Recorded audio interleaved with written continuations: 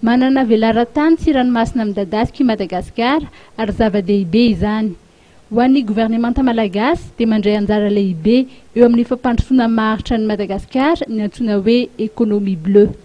Tena mahazava-dehibe azy aloha zany dia fatatsika tsara araka ny voalazako teo fa manana tany midadasika be indrindra tsika eo amin'ny lafin'ny ranomasina 5300 km linéaire ny koditsika zava-dehibe zany ary ity fivoriana momba ny resaka économie bleue ity dia mikasika ny ranomasina.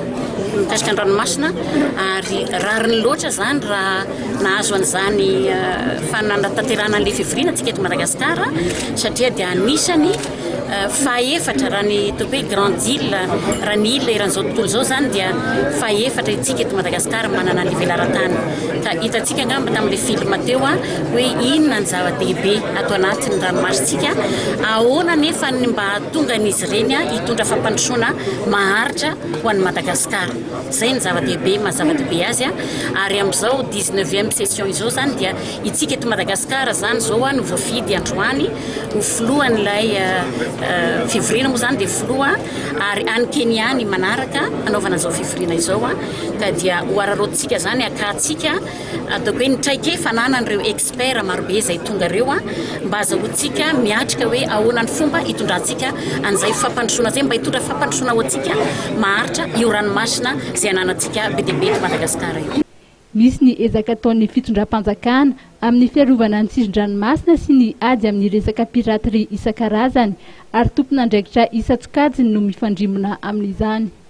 Ny ezaka ataon'ny fanjakana dia fatatsika tsara fa gambatsika rehetra mahalala fa misy an'izany hoe ministre ny environnement sy ny ranomasina sy ny ala sy ny écologie zany. Zava-dehibe voalohany zany ary ataoko hoe mbola vitsivitsy ny firenena mametraka an'izany hoe le ministre de la mer zany. Et ça existe chez nous.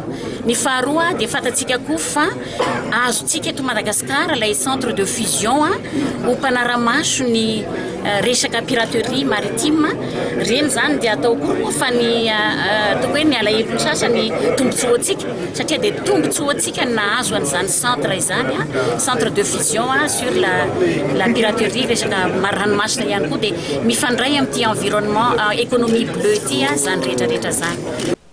Nambaran'ireo manam-pahaizana vahiny moa fa anisan'ny hodiniana mandritry ny atrikasa ny fomba ahafana miara-miasa mba hiadivana amin'izany resaka piraterie izany raha tsy laza afa-tsy io loha-hevitra io.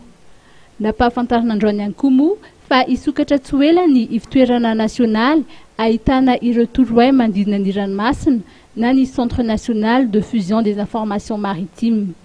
Itoy hatramin'ny fahadiminy volana martsa moa ity atrikasa ity.